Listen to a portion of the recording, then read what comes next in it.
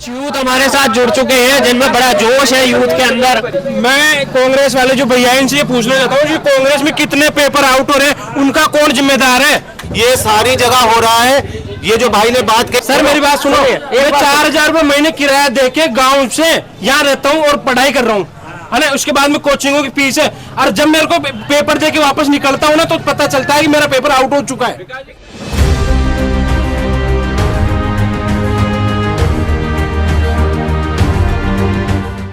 नमस्कार, आप सबका स्वागत है हमारे कार्यक्रम मारो वोट मारो सांगानेर में। जैसे आपको पता है कि दिशा संदेश मीडिया लगातार क्षेत्र के विकास और समस्याओं के लिए लगातार ये मुद्दे उठा रहा है, आमजन से बात कर रहा है कि क्षेत्र में क्या समस्या है और किस तरीके से इसका समाधान हो और क्षेत्र में कितना विकास कार्य हुआ है। तो हम बात करेंगे सांगानेर विधानसभा की। पिछले 20 सालों से लगातार यह सीट बीजेपी के पास रही है, भाजपा का गढ़ है। लगातार 4 बार से विधायक भाजपा के रहे हैं, और सरकार की अगर हम बात करें तो 2 बार सरकार कांग्रेस की और 2 बार बीजेपी की रही है। इतना सब कुछ होने के बाद भी आज क्या लगता है सर, सांगानेर को आप किस नजरिए से देखते हैं? विकास के नजरिए से कि विकास हुआ है या नहीं, या अभी भी कमी है?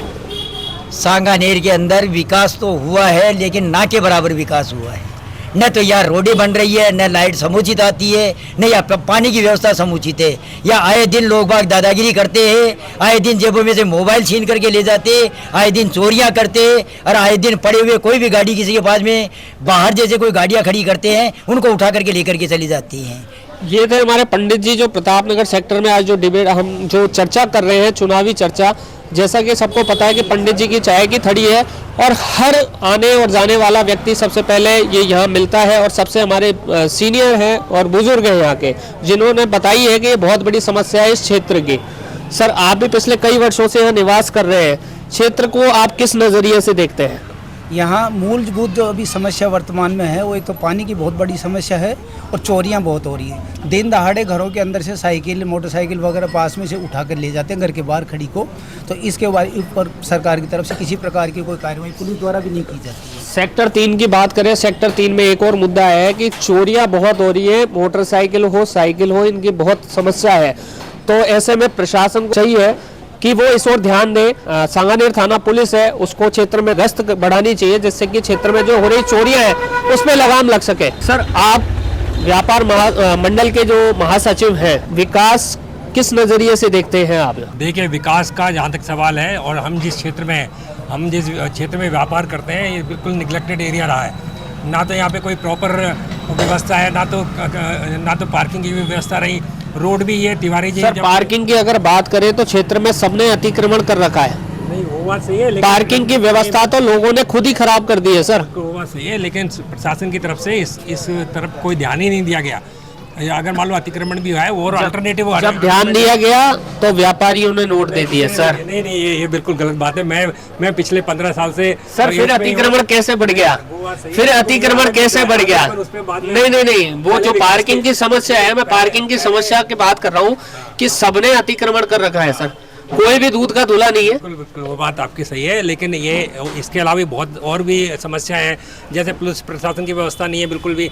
आए दिन यहाँ पे गुंडागर्दी होती है, मारपीट होती है, चोरियाँ होती हैं, दुकान में से चोरियाँ हो जाती हैं। तो प्रशासन का भय खत्म हो गया है ही नहीं।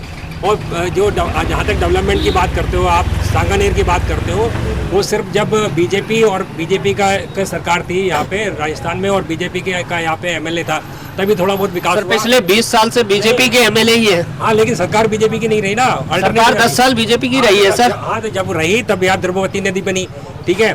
उसके अलावा और रोड्स बनी, अभी सिटी पार्क बना, कॉलेज खुला, ये कांग्रेस सरकार, चौपाटी खुली, विकास तो अभी भी हुए सर। नहीं, चौपाटी खुली, वो सब सही है सर। हम 3 सेक्टर की बात करिए। हाँ, ये अभी जो डिस्पेंसरी की बात कर रहे हैं, अमित जी क्या कहना चाहेंगे? इन्होंने बताया कि भाई बीजेपी सरकार रही तो ही विकास कार्य हुए। ये तो भली भांति पूरी जनता जानती है कि गहलोत साहब मुद्दे छोड़ के जाते हैं और मैडम उन पे कार्य करती है। सिर्फ मैडम ने एक ही हमारे को उपलब्धि दी, जिसको बोलते हैं द्रव्यति, जिससे द्रव्य जो जमीन में रिस रहा था वो रिसना भी बंद हो गया। ये ऐसा है, ये सुनिए मेरी बात। ये जो द्रव्यवती नदी है इससे वाटर लेवल का कोई मतलब नहीं है, ये एक सिर्फ भ्रम फैलाया है। नहीं सर आपको जानकारी दे दूं, एक मिनट मैं आपको जानकारी दे दूं कि वाटर लेवल पहले से बहुत ज्यादा कम हो गया है, क्योंकि जो इसका धरातल पक्का कर दिया गया है उसके बाद काफी अरे सर इसमें पानी कहाँ था द्रव्यवती नदी में, वो गंदा पानी। और सुनिए मेरी बात, जो वाटर लेवल कम हुआ है ना उसका मेन मुद्दा बोरिंग है, क्योंकि यहाँ पे पानी की सप्लाई प्रॉपर नहीं है, वो नल से पानी आता नहीं है, लोग बोरिंग से मंगाते हैं। बोरिंग से अगर आप पानी खींचोगे तो वाटर लेवल अपने आप कम आएगा। यहाँ पे पानी की सुव्यवस्था करो ना। आप भली बात ही जानते हैं बारिश होती है जयपुर में, पिछले 2 बार से बारिशों का हम आकलन लें, हम तो पिछले 2 गत वर्ष का लें तो इतनी अच्छी बारिश हुई है कि जयपुर में भलीभूति पानी आया। वो पानी कहाँ गया? वो जमीन के रिश्ते की जगह ही नहीं मिली। मैं बताता हूँ, जब वसुंधरा राजे सरकार थी तो हमें याद है यहाँ पे रोड के किनारे पे वाटर हार्वेस्टिंग सिस्टम बनाए गए थे, नालियाँ बनाई गई थी, उसके स्टोरेज की व्यवस्था की गई थी। जैसे ही सरकार गई जो भी अच्छी योजनाएं थी, चाहे द्रव्यवती नदी थी, वाटर हार्वेस्टिंग था, और भी कई योजनाएं। ड्रेनेज सिस्टम पूरे जयपुर का खत्म है, ड्रेनेज सिस्टम पूरे जयपुर का बिगड़ा हुआ है। मैं बात कर रहा हूँ, सरकार बीजेपी की भी रही, सरकार कांग्रेस की रही, दोनों सरकारों ने इस ओर ध्यान नहीं दिया है। आप रिकॉर्ड निकाल के देखिए, वाटर हार्वेस्टिंग सिस्टम सिर्फ वसुंधरा राजे सरकार लाई थी, बीजेपी सरकार लाई थी, उसके अलावा किसी ने सोचा ही नहीं इस बारे में।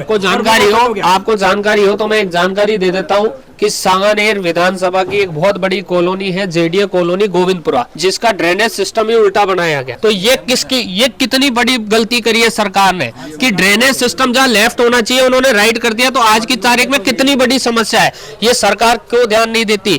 ये लेन देन का काम कब तक चलता रहेगा? भ्रष्टाचार की सरकारें कब तक चलती रहेगी? कब तक आमजन परेशान होगा? सर ये तो सबसे भ्रष्टाचार तो सबसे बड़ी समस्या है। अभी मैं श्योपुर रोड की बात करूं, श्योपुर रोड पे पता नहीं किस सांसद कोटे से किसे सड़क बनी है, केवल 15 दिन में पार्षद कार्यालय के सामने वो सड़क टूट गई, सिर्फ 15 दिन में। ये भ्रष्टाचार का खेल तो कहीं भी कम नहीं हो रहा, ये एक बहुत बड़ी समस्या है। सर सांगानेर क्षेत्र को विकास के नजरिए से किस तरीके से देख रहे हैं आप? सर विकास तो सभी सरकारें करा रही हैं, यदि इसको राजनीतिक मुद्दे से देखा जाए तो आम जो समस्या है, जैसे आपकी रोडें बनती हैं, रोडों के आज हाउसिंग बोर्ड के मकान डाउन रह गए, रोडें ऐसे कैसे उसके ऊपर परात चढ़ा दी, ना उसका लेवल किया।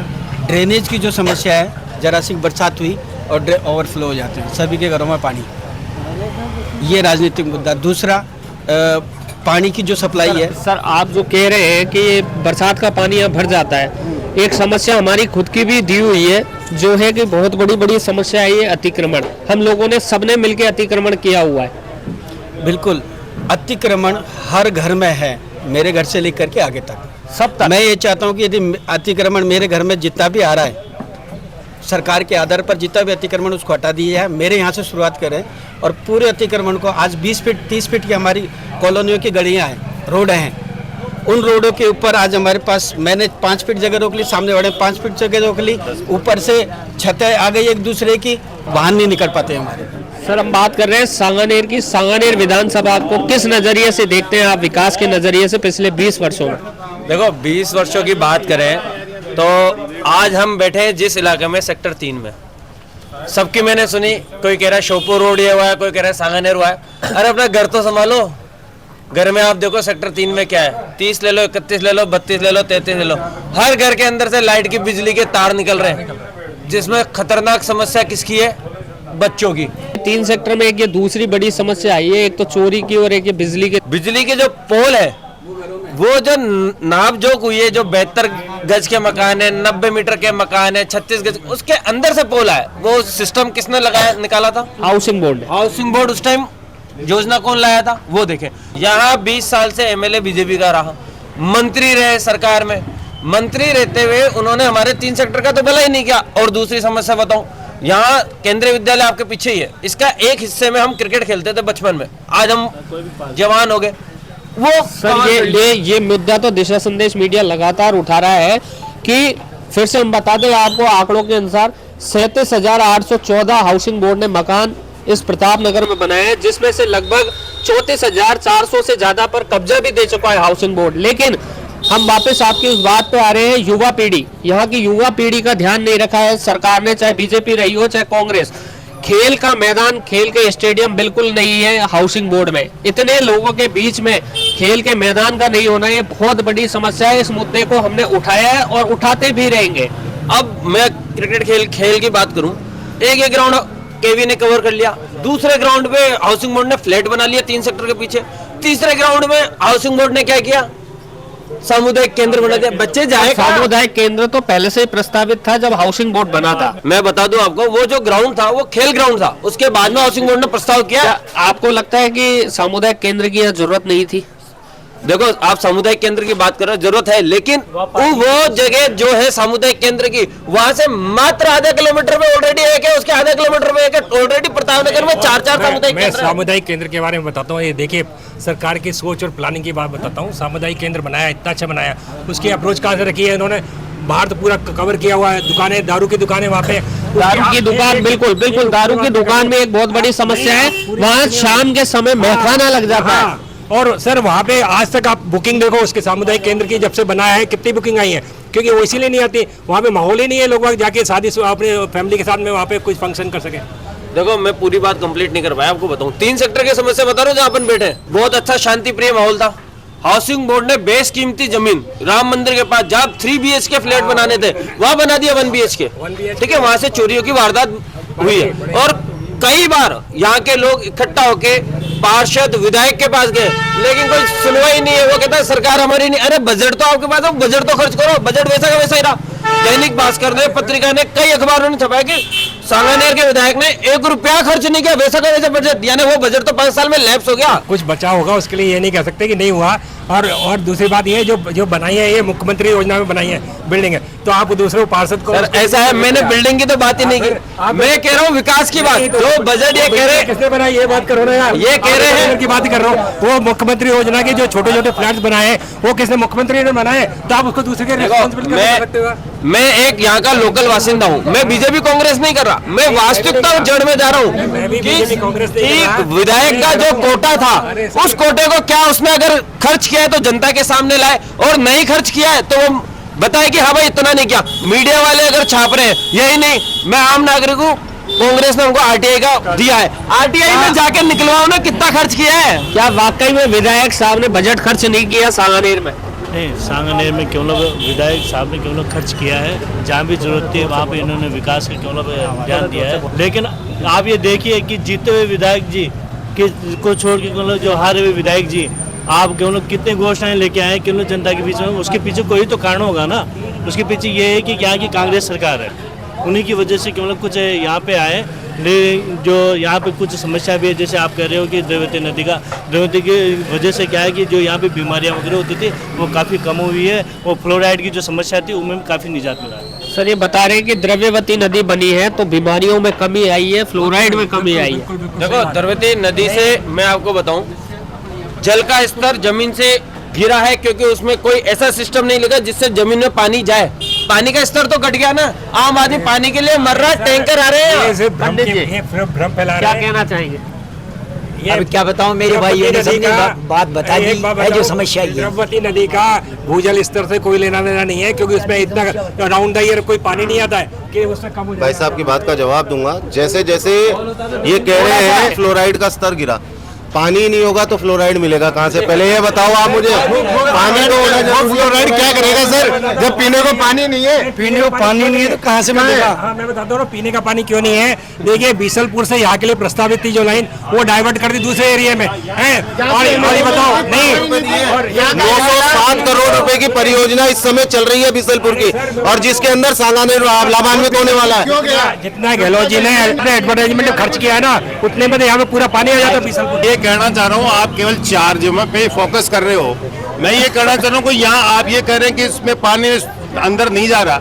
हमारा ये कहना कि जब बीसलपुर में आपने यहाँ कहा था कि बीसलपुर का पानी आएगा और आगे जा रहा है, कभी जोड़वाड़ा, मालवीय नगर, कहाँ जा रहा है, तो पहले हमारे यहीं से तो जा रहा है सारा। वाकई में ये बहुत बड़ी समस्या है कि आदर्श नगर, मालवीय नगर, जगतपुरा, सब जगह बीसलपुर पानी पहुंचा, लेकिन सांगानेर के बाशिंदे आज भी पानी को तरस रहे। बीसलपुर के लिए आप सबको पता है, जल जीवन मिशन में 60% पैसा किसका है? केंद्र सरकार का। मैं कह रहा हूँ, लेकिन हमारे विधायक में गट सिंह है कि वो यहाँ लेकर है बीसलपुर की लाइन। और अरे सुने भैया, जल जीवन योजना में 100 करोड़ रुपए का घोटाला हुआ है। आपको पता है जो जल जीवन योजना का मैं ये पूछूंगा, विधायक के अलावा हमारे पास 10 साल से यहाँ पर हमारे मैं कह रहा हूँ यहाँ की समस्याओं को, उस मुद्दे को उठाओ। ये समस्या है सर यही की, ये बीसलपुर समस्या बहुत बड़ी समस्या है। मैं आपको बता रहा हूँ, बीसलपुर का पानी है, बीसलपुर का पानी, हम जब यहाँ 95 में आए थे, जब फ्लोराइड बहुत आता था, उसके बाद बीसलपुर का पानी आने लगा है, फ्लोराइड खत्म हो गया। अब ये क्या है, ये सिस्टम है, जैसा जैसा विकास होगा, जनसंख्या बढ़ेगी, ऐसे ही पानी पहुँचेगा। जी पंडित, एक पानी की यहाँ एक दुर्दशा है, एक यहाँ इनकी सुनिए, मेरा केवल ये कहना है, हम पानी के लिए तरस रहे हैं और आगे जगतपुरा, मालवीय नगर, बगरू वहाँ तक क्यों जा रहा है? उधर आपके विद्याधर नगर जा रहा है, तो हम पहले सांगानेर का है। अगर कहीं पर आप कहीं व्यवस्था है तो सबसे पहले उनके पास आना चाहिए ना, हमारे पास नहीं आ रहा, आगे तक क्यों पहुंच रहा है? जहां तक बात मैं बताऊं, आप ये कह रहे हैं कि साहब लाहौटी ने बजट नहीं पेश किया, वो नहीं किया, लेकिन जिसकी सरकार होती काम तो उसका होता है ना भाई, जिसकी सरकार होगी काम उसका होगा। विधायक के पास जो बजट आता है वो काहे के लिए आता है कि विधानसभा में खर्च करे।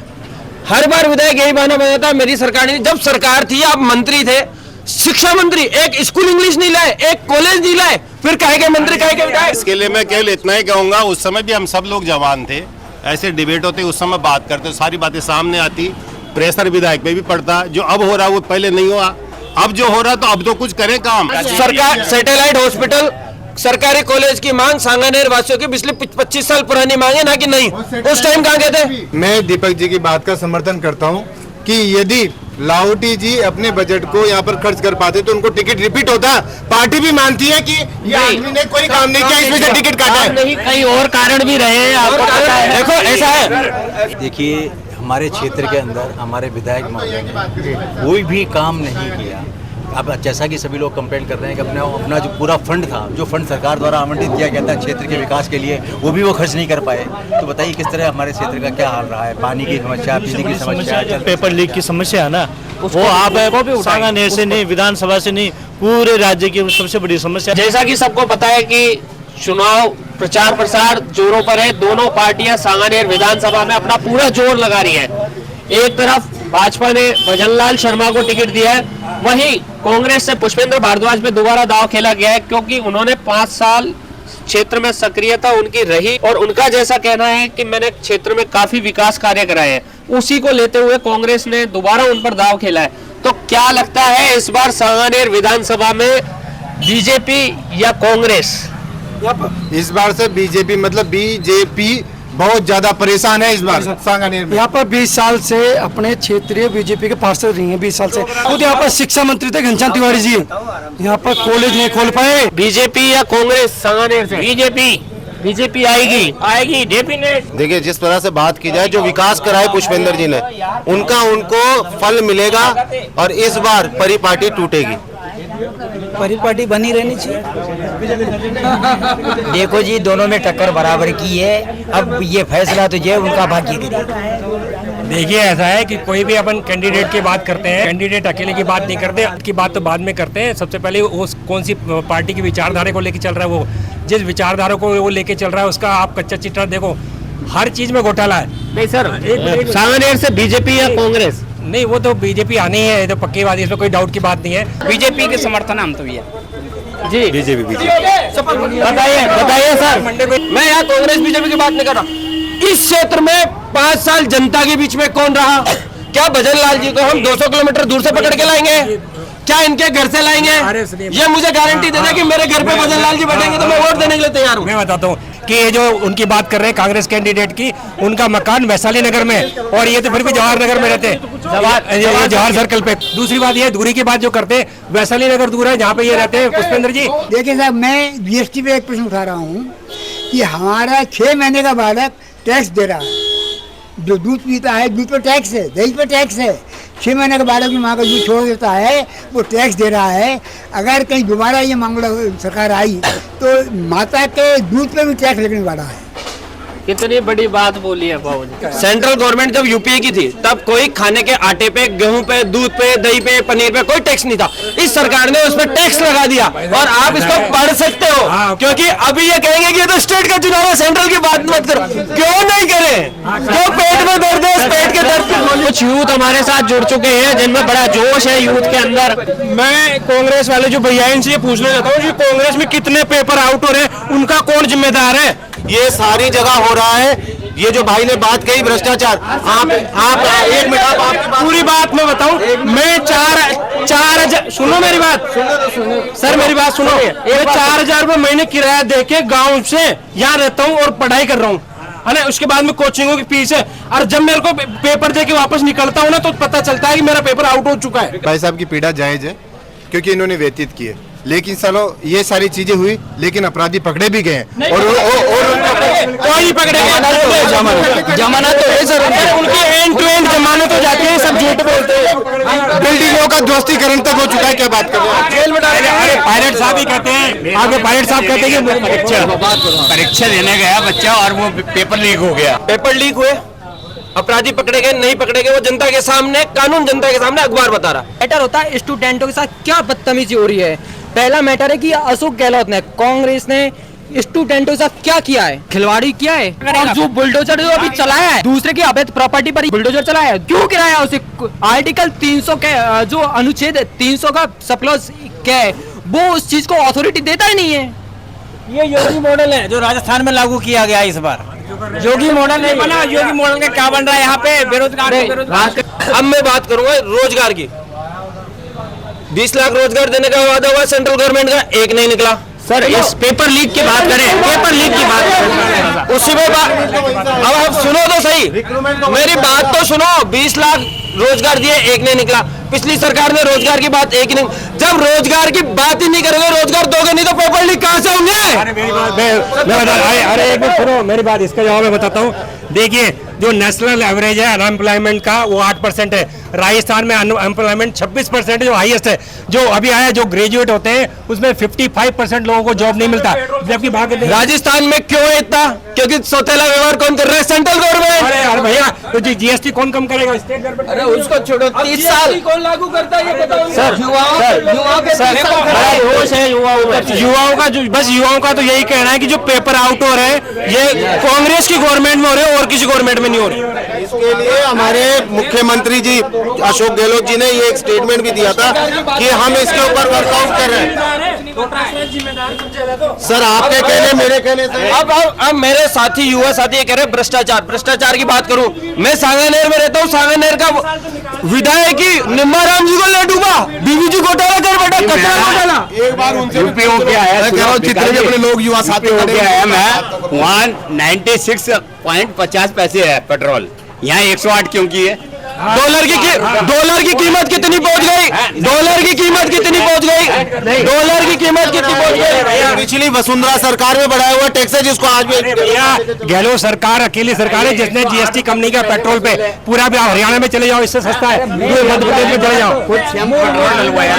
हम बात कर रहे हैं सांगानेर विधानसभा की। हम फिर से आ रहे हैं कि सांगानेर की समस्या है। 20 साल से विधायक रहे, अब बीजेपी के सरकार 2 बार कांग्रेस की रही, 2 बार बीजेपी की रही, लेकिन फिर भी आज भी कई कॉलोनियां, कई क्षेत्र मूलभूत सुविधाओं से वंचित है और आज भी कई जगह आपको पता है कि पानी, बिजली, सड़कें और सारी समस्याएं आज भी है। आखिर क्यों?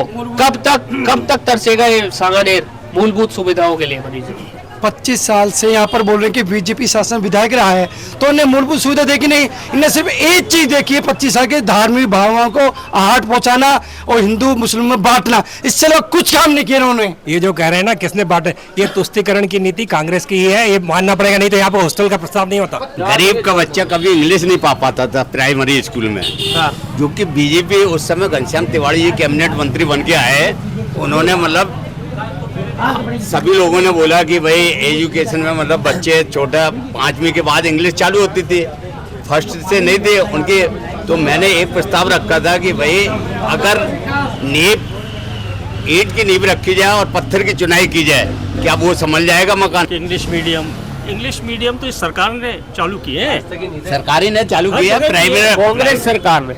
English medium Mahatma Gandhi English medium सरकारी जो स्कूल है वो कांग्रेस सरकार ने अभी चलाए हैं सर। ऐसा है राजेंद्र जी, हम तो आम जनता है, लेकिन राजेंद्र जी खुद ही बीजेपी के लिए नेगलेक्ट कर रहे हैं। नेता होते हैं वो खुद ही कह रहे हैं कि कांग्रेस ने काम किया, ये तो जनता के मुंह पे है। मैं ये कहना चाहता हूँ कि यहाँ पर ये कह रहे हैं कि अल्पसंख्यक के नाम पर, भाई अल्पसंख्यक के नाम पर तुम छात्रावास लेके आ रहे हो, ठीक है, और ये देखोगे कि यहाँ पर जनता एक क्लिनिक खुला है, क्लिनिक की बाउंड्री जब की गई है वहाँ पर तुमने अतिक्रमण कराया है, अतिक्रमण करा करके बाकायदा उसको छोटा कर दिया गया है और वहाँ पर दूसरे अवैध बिजनेस चल रहे हैं। आप बहुत बड़ा आरोप लगा रहे हैं।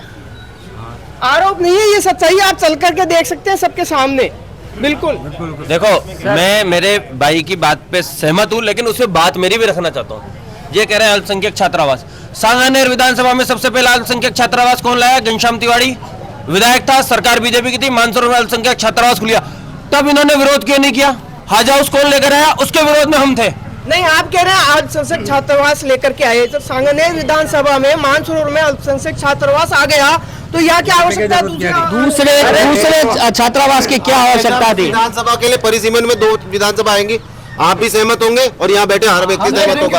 आज यहाँ पब्लिक बढ़ चुकी है, अल्पसंख्यक में सिर्फ आप बोले कि माइनॉरिटी में मुसलमान धर्म ही आता है, ऐसा नहीं है। अल्पसंख्यक के अंदर सारे धर्म आते हैं, सारे विकास। जितने भाई यहाँ पे बैठे ना, जितने भाई यहाँ पे बैठे हैं, सबके पास 25-25 लाख रुपए हैं इस समय, 25-25 लाख रुपए। चिरंजीव, आप बैठे बैठे आपके माँ बाप का इलाज करा सकते हैं। ये बोलते हैं क्या किया? अरे पूछो माँ बाप से, जिनका इलाज तुम 5 लाख होने पर तो छोड़ दो इसको, इसके 100 वर्ष पूरे हो गए। अब गहलोत सरकार 25 लाख का इलाज करा रही है। चिरंजीवी योजना जैसा बता रहे हैं 25 लाख है, ये एकमात्र दिखावा और छलावा है, ये धोखा है। चलिए मेरे साथ है, चलिए। चलो अब कई हॉस्पिटल ऐसे हैं जो चिरंजीवी के नाम पर केवल लगा रखा बोर्ड, लेकिन चिरंजीवी में इलाज नहीं होता। मैं देखिए ऐसा है, ये चिरंजीवी योजना RGHS ये जो लाए हैं, सबसे बड़े फेलुअर, सबसे बड़े घोटाले निकलेंगे जब इसकी जांच होगी ना, इससे बड़ा घोटाला कोई होगा नहीं। और अब ये देखिए, मैं अभी कल के पेपर में सुनिए अरे सुनिए महाराज, सुनिए, कल के पेपर में ये देखिए कि 350 करोड़ का भुगतान मेडिकल स्टोरों का बाकी है, RGHS का, और करोड़ों रुपए हॉस्पिटल्स के बाकी है। चिरंजीवी योजना में आजकल कोई इलाज नहीं करना चाहता हॉस्पिटल। आप राजस्थान का सबसे बड़ा हॉस्पिटल SMS, आप वहाँ पर चलिए, SMS में जाके पता लगे होंगे, हाथ में बोलेगी, SMS में जाके पूछो। चिरंजीवी ऑल ओवर इंडिया की नंबर 1 पॉलिसी है। अब विरोध करने वाले कौन है? जो मेडिकल व्यापारी है, जो दवा बेचते हैं, क्योंकि उनका दवा का काम नष्ट हो गया। अरे इनको पता नहीं है, ऐसा है। देखिए, अगर हम मेडिकल वाले विरोध में होते ना, तो पूरे राजस्थान में कम से 5000 लोगों ने, 5000 मेडिकल स्टोर ने RGHS स्कीम को अडॉप्ट किया, लेकिन उसमें 5000 करोड़ रुपए का पेमेंट ही नहीं हुआ अभी। तो इसके लिए कौन जिम्मेदार है? चिरंजीवी में ऐसा नहीं है, चिरंजीवी में बहुत सारी मर्जी दवाई बीमारियां जो है वो इलाज के उसके क्राइटेरिया में ही नहीं है। ऐसा आप अच्छी से अच्छी पेड पॉलिसीज भी लेते हैं, उनमें भी कई क्राइटेरिया ऐसे हैं जो कवर्ड नहीं होते। जो आम नागरिकों में बीमारियां पाई जाती है वो विशेष रूप से लोग कहीं भी कवर्ड नहीं होता, और प्राइवेट हॉस्पिटल विशेष रूप से दूर से डिनाई करते हैं, तो यहाँ इलाज। मैं बताता हूँ क्या है, चिरंजीवी योजना जो है ना, भाभा शाह जो थी, जो बीजेपी गवर्नमेंट की, उसका नाम बदल दिया। भाभा शाह में जो कवर्ड थे ना, ENT का ऑपरेशन उसमें कवर्ड थे, ठीक है, गैस्ट्रोएंटरोलॉजिस्ट उसमें कवर थी, और बहुत से उसमें हटा दिए। और सुनिए मेरी बात, अरे सुनो मेरी बात, इसमें क्या नियम निकाला है कि 5 दिन से ज्यादा आप भर्ती नहीं रख सकते किसी को। अगर इमरजेंसी में ICU में भर्ती करा हुआ है, 5 दिन के बाद उसकी ऑक्सीजन हटा दो, ये कौन सा उसमें प्रावधान? मैं निवेदन करना चाहता हूँ, तो इनसे एक बार पूछे कि आयुष्मान की भी सुविधाएं बता दो। हाँ, तो आयुष्मान की सुविधा है ना। तो आयुष्मान योजना भारत में, राजस्थान में चलने का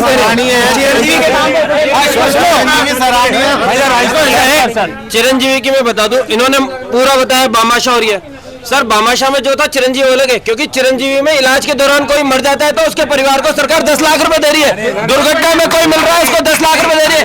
एक आम आदमी को पकड़ के बैठी है सरकार, उसका संबल बन रही है। मैंने खुद ने प्रताप नगर के 8 जनों को हॉस्पिटल में इलाज कराया जिसका फ्री हुआ। वो हॉस्पिटल भी माने हुए प्राइवेट हॉस्पिटल है सर। उसमें आप देखोगे ना, चिरंजीवी में वो बुलेरो वाले जो लाभ लेते हैं, गरीब कोई नहीं लेता। क्या कहना चाहेंगे जो मुद्दा चल रहा है चिरंजीवी वाला है, कि जो रिटायर्ड हैं गवर्नमेंट से हुए, उनको RGHS योजना दे रखी है, तो वो उसका फायदा लेते हैं, और जो किसी से कवर नहीं होते हैं, वो चिरंजीवी योजना है, वो सभी के लिए है। आपसे यही कहना है, जहाँ तक मेडिकल फैसिलिटीज का सवाल है, गहलोत जी ने जितना मेडिकल फैसिलिटीज के लिए किया है, उतना आज तक कभी किसी चीफ मिनिस्टर ने नहीं किया। राजनीति के लिए इकट्ठे हुए हैं, उसको डिस्कस कर रहे हैं। राजनीति है क्या? राजनीति क्या है? राज्य प्लस नीति, राज्य करने की नीति क्या है? और राज का मतलब यह है कि सुरक्षा, पहला मतलब है सुरक्षा। सुरक्षा जिसकी हर क्षेत्र में जनता की सुरक्षा हो, हर मायने में जनता की सुरक्षा हो, चोर डाकू लुटेरे हो, कोई भी हो, हर क्षेत्र में जनता की सुरक्षा राज्य करे। दूसरा मतलब है सुविधा। सुविधा में आता है आपकी सड़क, हॉस्पिटल, शिक्षा, इतनी सुविधाएँ हैं, ये सब सुविधा में आती हैं। और तीसरा है व्यवस्था। व्यवस्था सरकार करे, जैसे अपनी गाड़ी चलाना है, ट्रेन चलाना है, हवाई जहाज चलाना है, इन सब चीज़ों के लिए सरकार बनाई जाती है और इसका अनुपालन नहीं हो रहा है इस वक्त। एक चोरों की संख्या दिन पर दिन बढ़ रही है, गले में चैन नहीं है, हाथ में से मोबाइल छीने जा रहे हैं। तो हालत ये है देश में इस वक्त चारों तरफ, चाहे केंद्र सरकार हो, राजस्थान सरकार हो, कोई भी हो, इन सब चीज़ों से हमको निजात दिलाने की जरूरत राज्य को, मतलब राजनीति को है। बहुत बढ़िया बात कही बाबूजी ने कि केंद्र हो चाहे राज्य हो, सब्जी का अपराध बढ़ रहा है, स्नैचिंग बढ़ रही है, गुंडागर्दी बढ़ रही है। राजस्थान की कांग्रेस सरकार ने शिक्षा, स्वास्थ्य, रोजगार इसी पे ध्यान दिया है और आम जनता की जितनी भी प्रॉब्लम्स है उनको सॉल्व करने का काम किया है। बिल्कुल काम किया। देखिए, जहाँ तक बात है कि जो मूल जो आवश्यकताएं हैं, व्यक्ति को मूल आवश्यकता है, वो है शिक्षा, स्वास्थ्य, सफाई और पानी और बिजली। ये समस्या है, ये एक मूल आवश्यकता है हर व्यक्ति की। इसमें कुछ, मैं ये नहीं कर रहा हूँ कि सारे काम गलत किए हैं सरकार ने। इन 5 सालों में कुछ अच्छे काम भी हुए, कुछ इसमें कोई ये नहीं कि सारे बुरे हुए, अच्छे भी काम हुए। तो जहाँ तक एजुकेशन से संबंधित है, इंग्लिश मीडियम स्कूल खुले हैं। जहाँ तक मेडिकल से संबंधित है, शॉर्ट में मेडिकल के अंदर मेडिकल में भी सुविधाएं हुई है, लेकिन मेन जो 3 चीजें, पानी, बिजली और सफाई, इसमें सब सरकार नाकाम है। देखो जी, सांगानेर की जो मूलभूत सुविधा है उसके विषय में आप चर्चा कीजिए, बाकी ये सेंट्रल गवर्नमेंट और ये राज्य गवर्नमेंट की चर्चा मत कीजिए। यहाँ जो मूलभूत सुविधा है उसके विषय में बताइए। देखिए राजस्थान, देखो मैं मूलभूत पे बात कर रहा हूँ, विधायक बीजेपी का। मुझे प्रताप नगर में 10 काम बता दे जो विधायक ने किए, कोई भी बता दे। विधायक साहब ने आपने रोड बनवाई, जो कहा गौशाला के अंदर जाके देख लीजिए, गौशाला के अंदर वहां से रोड बनवाई। बाकी जितने बोरिंग है, बोरिंगें करवाई। विधायक साहब ने कैमरे लगवाए यहाँ पे। विधायक साहब ने जो रोड की बात, साहब ये गौशाला की जो बात कर रहे हैं ना, गौशाला में बहुत पैसा है, उसको बजट भाव लगाना नहीं चाहिए था। कैमरा लगवाए, तुम्हारे 3 सेक्टर 15 कैमरे लगे हुए हैं। कैमरे लगते हैं क्या? ऐसा है, ये देखिए, law and order state subject होता है। अरे लॉ एंड ऑर्डर जो है, अभी समस्या आई ना, चोरियां है, डकैती है।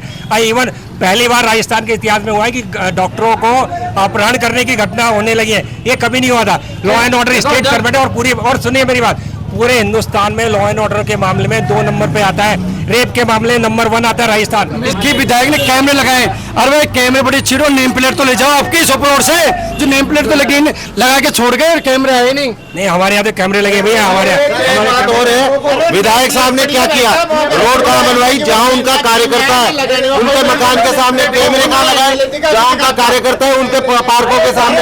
विधायक साहब ने सेक्टर 7 में रोड बनवाई है और 3 महीने में टूट गई। 3 महीने में टूट गई। मूलभूत सुविधाओं की बात आती है तो सबसे पहले पानी की बात आती है और उसके बाद आती है सुरक्षा की। पानी यहाँ पर है नहीं, फ्लोराइड युक्त यहाँ पर पानी है, सबके घरों के आर जाम हो गए हैं। और सुरक्षा में तो यहाँ बिल्कुल व्यवस्थाएं खराब हो चुकी है। सांगानेर में सुरक्षा सबसे बड़ा मुद्दा है यहाँ पर। हमने इतना काम किया है 70 साल से, पूछो इन्होंने 7 साल एक काम किया, जो सबसे बड़ा 2 जगह नोट छापे वे भी इन्होंने बंद कर दिए। हम बात कर रहे हैं सांगानेर, और सांगानेर विधानसभा में आज भी हम फिर बता रहे हैं, कई क्षेत्र में मूलभूत सुविधाओं का अभाव है। ऐसे कई मुद्दों पे और हर क्षेत्र में दिशा संदेश मीडिया लगातार बात करेगा। चुनावी माहौल चल चुका है और चुनावी माहौल दोनों पर है। बीजेपी से भजन लाल शर्मा जी और कांग्रेस से पुष्पेंद्र भारद्वाज जी को टिकट दिया गया है। और आज प्रतापनगर सेक्टर 3 में हम लोग थे, यहाँ के लोगों से हमने यहाँ के बारे में बात करी। अब देखते हैं कि 25 नवंबर को कौन जीतेगा, कौन हारेगा और किसके बनेगी पगड़ी। और हम बात करें तो युवा पीढ़ी के साथ तो खिलवाड़ ही हुआ है, चाहे पेपर लीक मामला हो, चाहे हम प्रतापनगर के वापस मुद्दे पे आ रहे हैं विधानसभा में, चाहे प्रतापनगर के हाउसिंग बोर्ड कॉलोनी में स्टेडियम की कमी हो, युवा आज भी पीड़ित है और युवा बहुत पीड़ित है। क्षेत्र की हर समस्याओं से बात करेंगे। जुड़े रहिए दिशा संदेश मीडिया के साथ।